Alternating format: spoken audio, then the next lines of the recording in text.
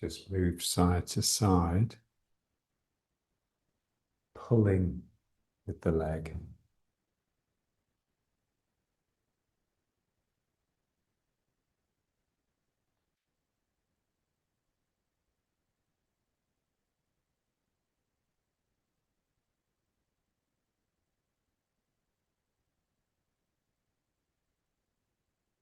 Always the sense that you're moving towards something rather than away from something.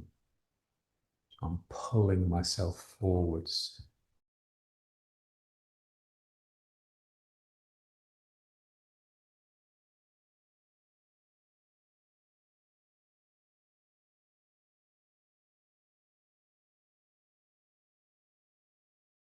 I'm pulling myself into the leg and I'm turning myself towards the foot.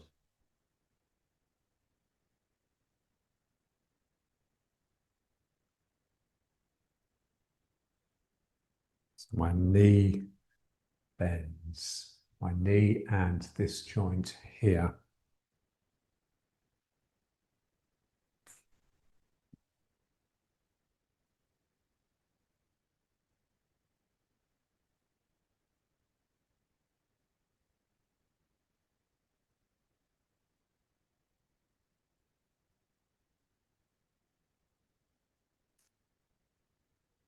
Yeah, so when my knee bends, it does that. It's bending in that direction, basically. Now, when my hip bends, it's bending like this. So it's bending in that direction. So when I move, my knee is actually moving in that direction, but my hip wants to move in that direction. And so the hip actually eventually starts moving in this direction, but late. So I want to make sure it's my knee that moves first, and then the hip gets sucked along. The first action is the heel coming up, the knee breaking, and the hip breaking. So the knee going in that direction a little bit, and the hip going in this direction a little bit. And then I move into it.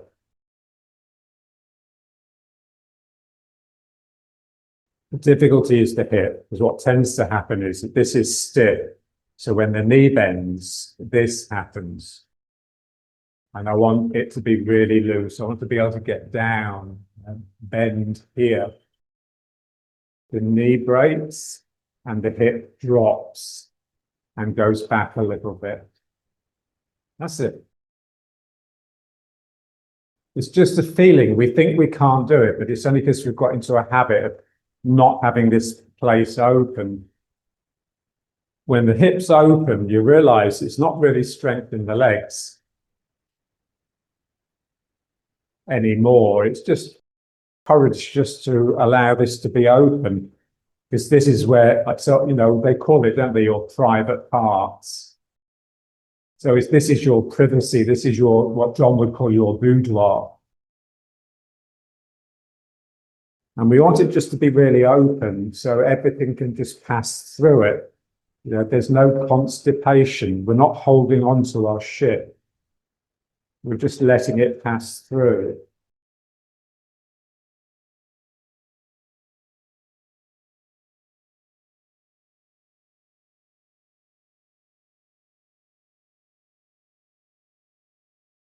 For this area to be clear, for it to be able to transmit and allow energy to pass through, there's part of the mind which is equivalent to this that also has to be clear. The mind seems to be the easy bit, because you don't need to, it's not as though you need to develop muscle or anything, but actually the mind is the difficult bit.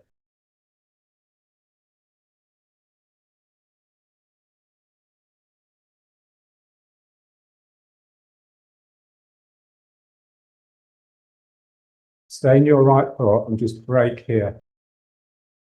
And then move across. So I break here. I'm still in this foot. And then let yourself go. So we've just got to get that impetus first. The impetus must come from the spirit, not from habit and not from fear. So my spirit sparks, ping, I see something, and my body gets taken with it. It's not this sort of thing.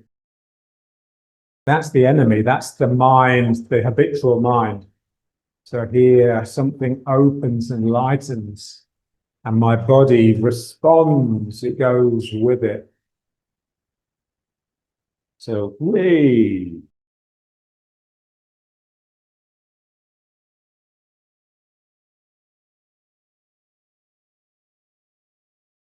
That's it. It only needs a tiny bit. Feel it. There's something sparks. Ping.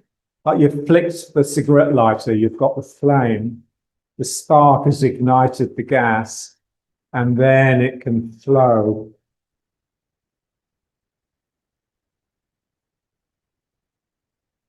So it's not the body. The body responds to the spirit, but the spirit is completely different. It's really light and sparky.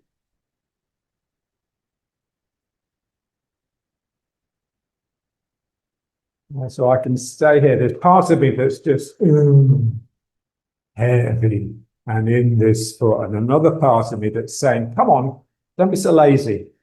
And I go with it. This is what we have to do. We have to feel the spirit, feel the part of you that's still the little kid, that's not locked into the trudge of habit and physicality.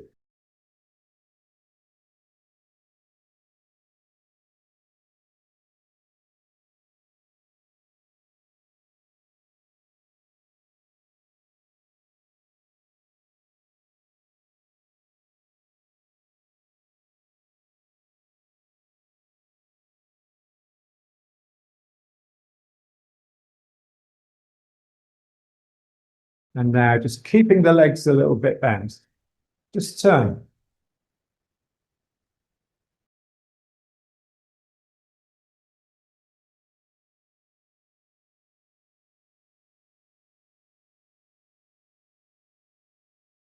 Again, the enemy is habit. Find ways of keeping it fresh and new. Spirit makes things new. So if you're operating from the spirit, it always feels like the first time, almost like you've never done it before. So you're having to figure it out.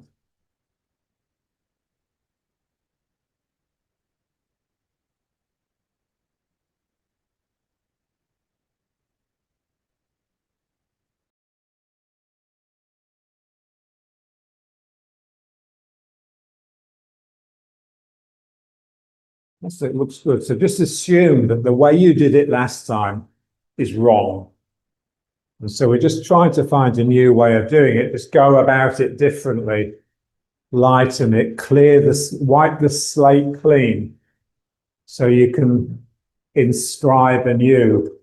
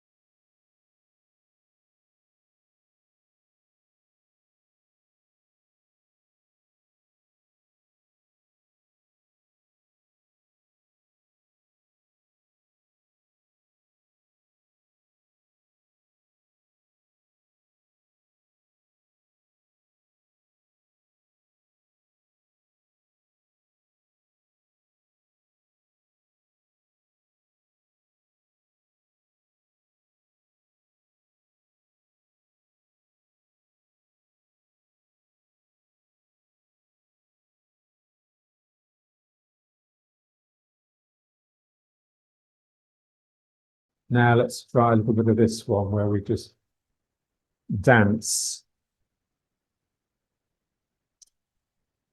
So remember this, we're just trying to make this really loose.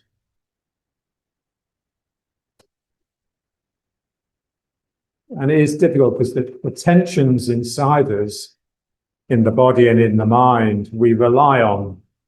They're sort of reliable and familiar. So when we get rid of them, everything becomes a little bit more frightening. And we have to give it our attention because we can't go on to automatic anymore.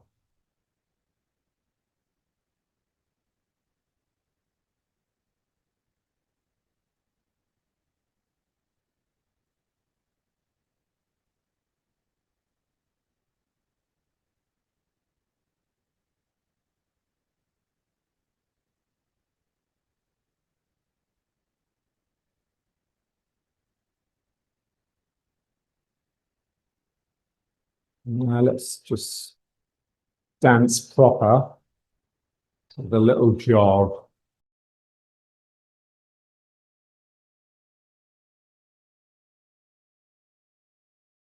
So it's really sloshing around. Imagine you're like a bottle of water that's half full, and your movements are really sloshing it up, shaking it up.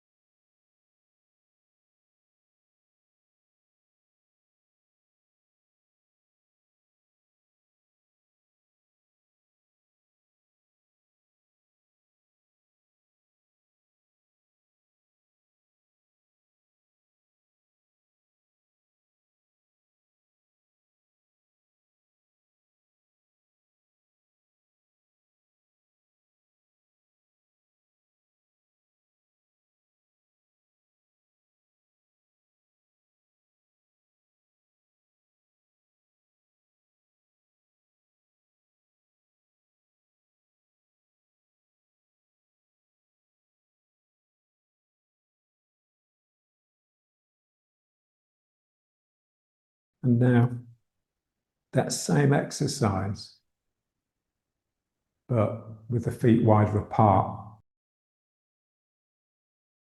What we've been doing today, it's all basically the same. I'm lifting the knee, but now I'm letting some weight come into the foot, and then the foot gets a real exercise. So I'm turning, and so what I want was when I pull with the foot, it's turning me towards it so that I can strike with the opposite hand. When I lift this heel up and bend the leg, so remember, if I want to break at the knee, then it's good to lift the heel.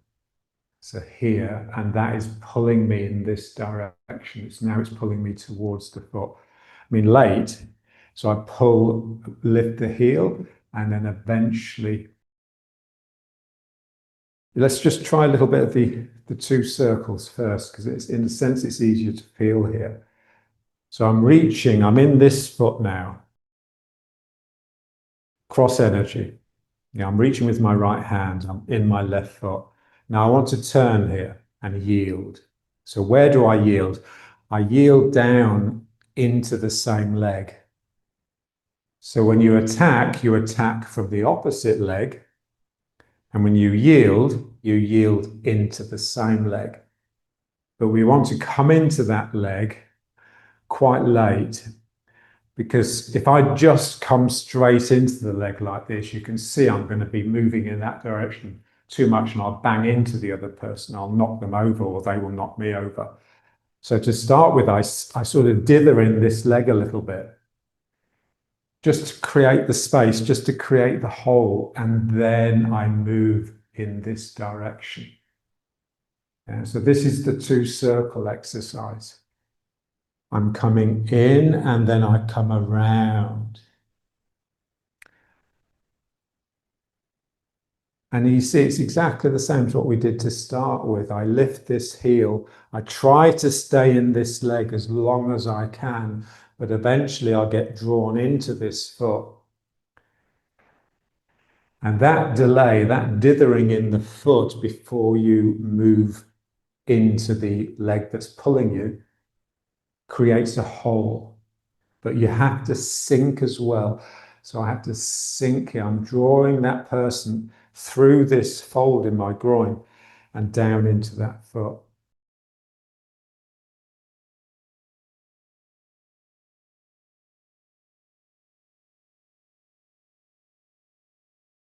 And then this hand just pushes them. And so they end up getting pushed perpendicular to the direction that they were attacking. And it's strong. You don't even need to think of the attack. You just need to turn and bring in the other side of the body. And that will be enough to uproot the person.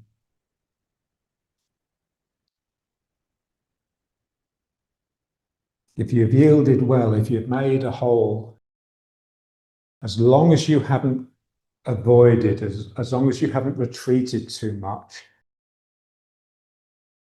as you remove one side of your body, the other side appears. This is what they say in the classics: suddenly disappear, suddenly appear. So here my left side is disappearing, it's moving in that way direction. But that, because I'm turning, that brings the other side of my body around. So when you're yielding, you must think of what's going to come after it. So the attack that follows the yield is already there.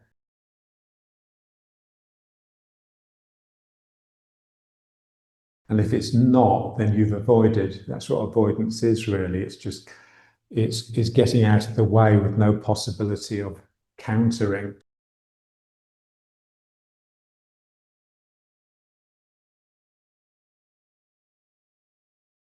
So I turn, I'm pulling this heel up, I'm doing this, but because my body's heavy, it doesn't want to go. So I'm sinking, and eventually I come into this foot. So if you're just relaxed and just respond in a relaxed way to the other person's push, then their push will actually do it for you and you'll get it right. It's when you try to do something to the other person, or when you speed up because you're a bit frightened, that's when it all goes to pot. So here, just turning, and this hand comes in, and then turning.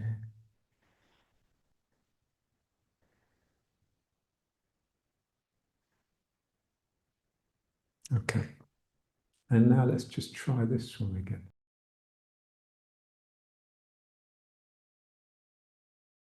You can see that in order to yield properly, your feet have to be really active and your knees have to be willing to bend, but particularly the hips here.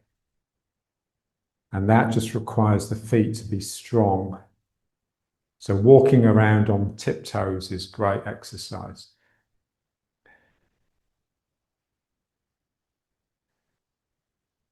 I'm turning and I'm turning. That's it.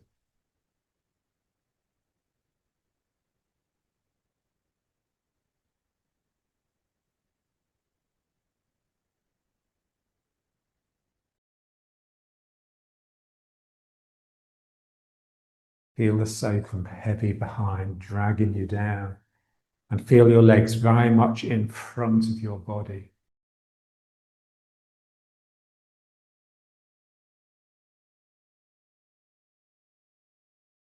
And now let's just try picking the foot up.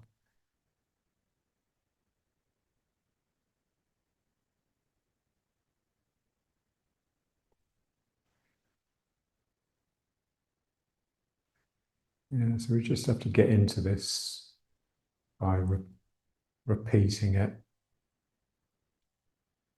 relaxing into it.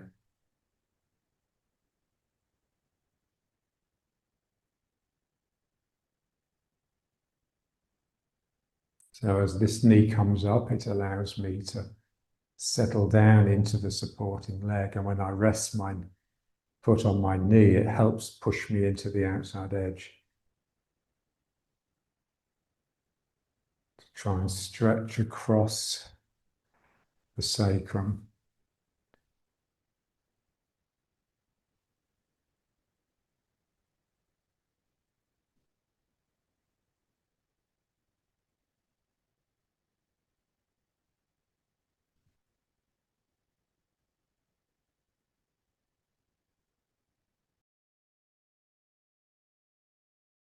Scooping with the outside edge underneath the ground. There's always a sense that as you sink into one of your legs, the cutting under of the outside edge will actually uproot your other foot. So this foot comes up because this foot has sunk down and cut under. So I scoop down and this foot gets drawn off the ground by the energy that's sinking down here.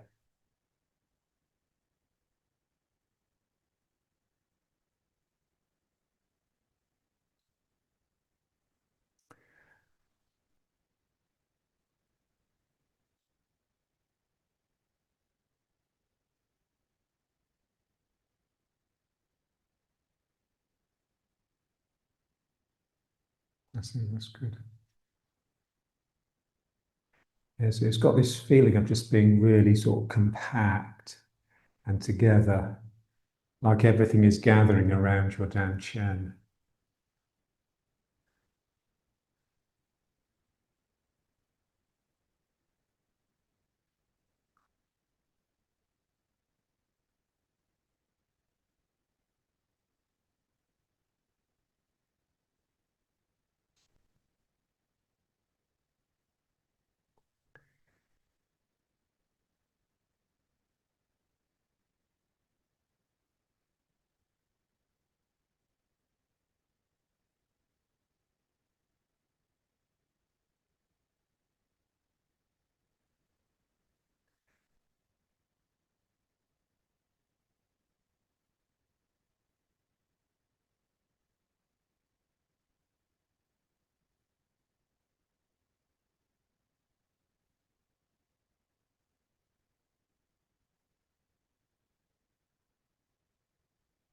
And now let's just step with it. So pick the foot up, bring the knee up as high as you can, and then just step out. So the important thing with the stepping is as you send the leg out, you bend this leg a little bit more. That's what's difficult about it.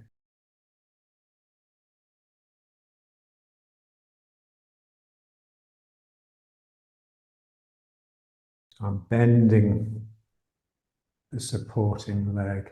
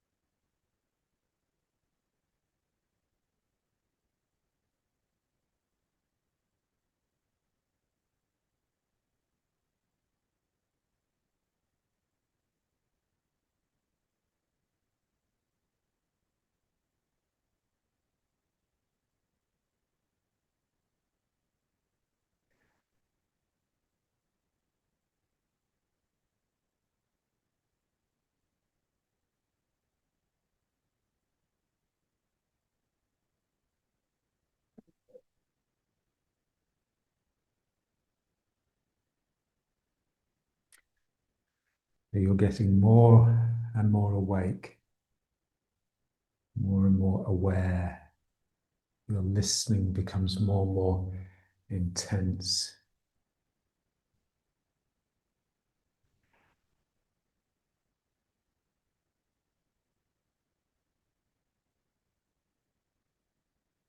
So you become a different creature, effectively. This is what we want, transformation. Let's try the other foot.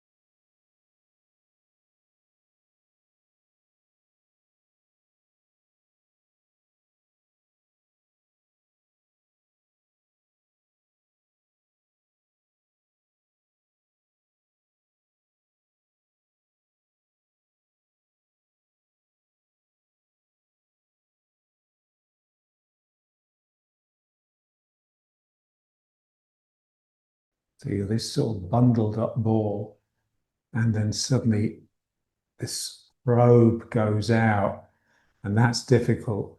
So something in you changes to send out this probe, this leg, and then you gather it up into this ball again. And then you have to send out another one. And then you gather.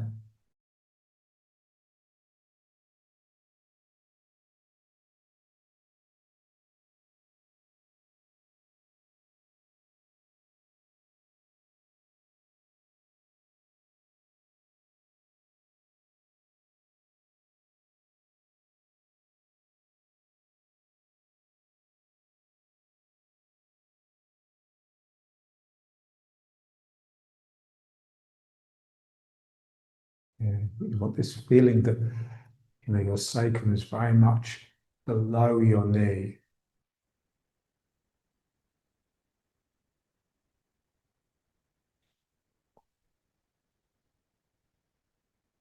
And that will just allow you to go into this fetal ball.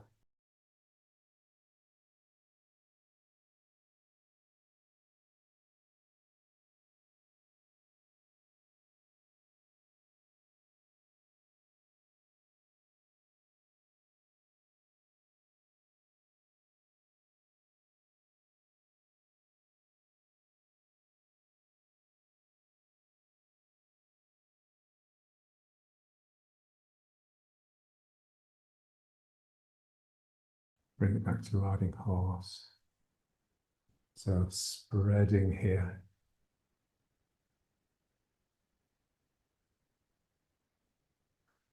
So these joints are open. You can just pour from your sacrum down your legs. The hips tend to be a bit of a barrier between your sacrum and your legs. The feeling almost like they're not there. Your sacrum is just floating in space, and you can just release energy down this leg or release energy down this leg.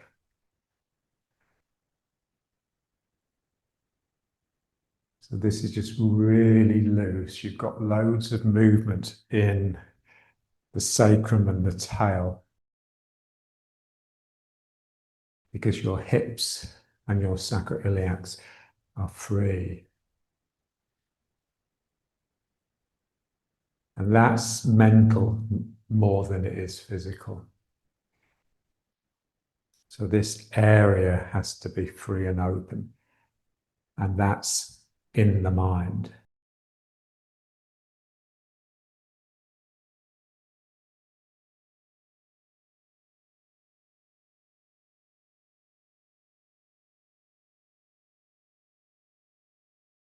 And then let's bring the feet up.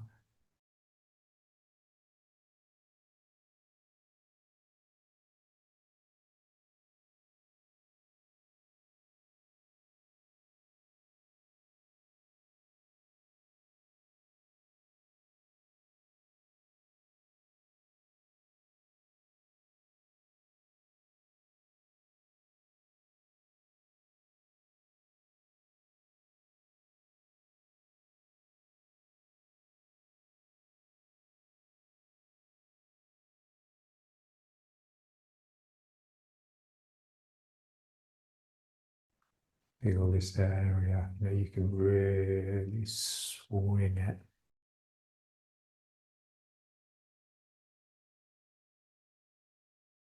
When a prostitute is walking down the street, they're wiggling their bum extravagantly, sending out signals, sending out messages. But that's the feeling all the time with the body. You're sending out these subtle messages all the time.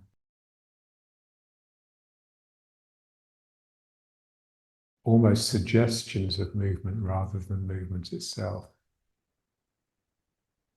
And that just comes from your relaxation and from your free spirit, not from design or desire.